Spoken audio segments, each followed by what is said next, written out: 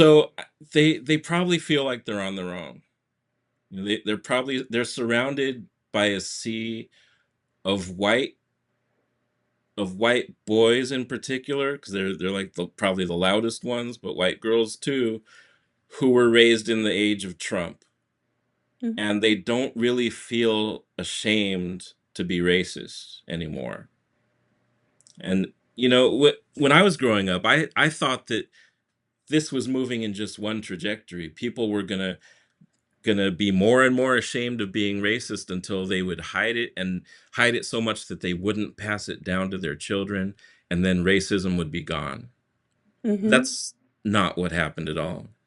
Right. It wasn't just Trump. I mean, white supremacists all over the country lost their damn minds when Obama was elected, Mhm. and they started coming out of the woodwork then.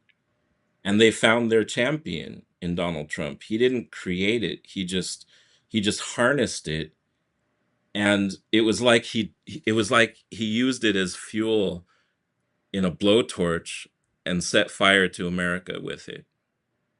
Mhm. And that fire's spreading all over the place. They're passing laws and regulations against people, against diversity, against books like mine being in school libraries.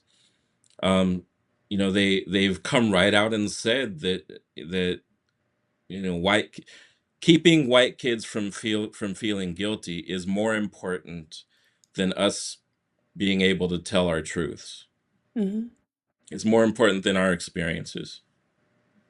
And instead of rectifying um, decades and centuries of anti-black discrimination, it's easier to just brush it under the rug, and not only not talk about it, but to make it seem like it's a taboo to talk about it.